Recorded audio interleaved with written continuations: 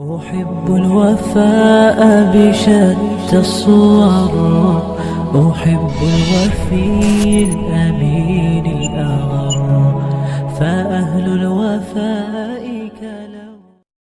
ساری زندگی انسان ماں کی خدمت کرتا رہے تو بتاؤ ماں کی خدمتوں کا بدلہ دے سکتا ہے؟ ماں کے پیار کا صلہ دے سکتا ہے؟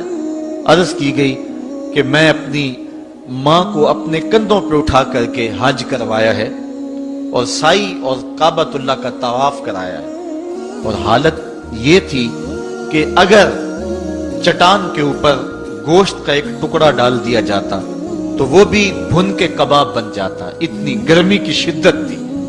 کیا میری ماں نے میری جو خدمت کی، میری کفالت کی، مجھے دودھ پلایا، مجھے جنم دیا، تو میں نے کیا ماں کی خدمتوں کا صلہ دے دیا ہے؟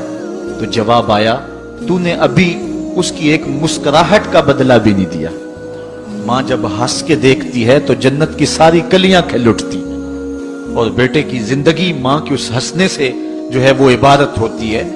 بیٹے کے لیے ماں کے جو جذبات ہیں، ماں کی جو کہانیاں ہیں، ماں کے سینے میں جو درد کے امٹتی ہوئی ایک کائنات ہے، اس کا کوئی بدل نہیں ہو سکتا. ساری زندگی ایک ٹانگ پہ کھڑا ہو کے بندہ ماں کی خدمت کرتا رہے پھر بھی حق ادا نہیں ہوگا.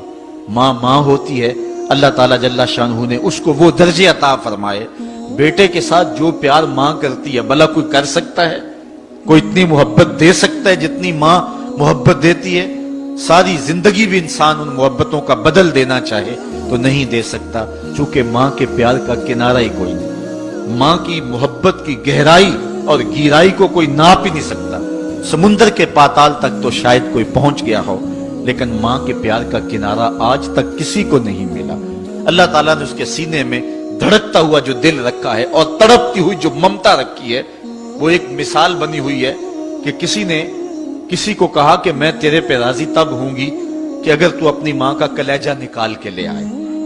تو اس بدبخت نے اپنی اس محبوبہ کی خواہش کو پورا کرنے کے لیے اس اقدام کی تیاری بھی کر لی اور جا کے ماں کا سینہ چیرا اور اس کا کلیجہ نکالا، اور اپنی اس محبوبہ کی خوشنودی کے لیے تیز آ رہا ہے کہ میں اس کو دکھاؤں کہ میں نے یہ کارنامہ بھی سر انجام دے دیا اور یہ چوٹی بھی سر کر لی ہے.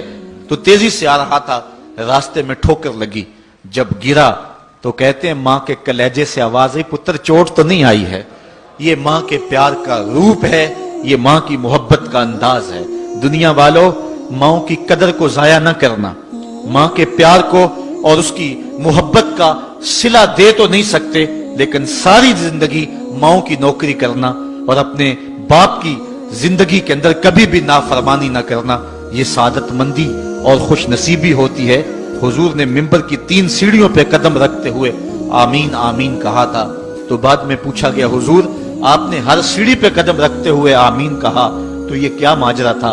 فرمایا جبریل آئے تھے، انہوں نے مجھے کہا تھا اس شخص کی ناک خاک آلود ہو جو ماہ سیام رمضان المبارک کو پائے اور پھر کثرت عبادت سے اپنی بخشش نہ کروا سکے. تو میں نے آمین کہا.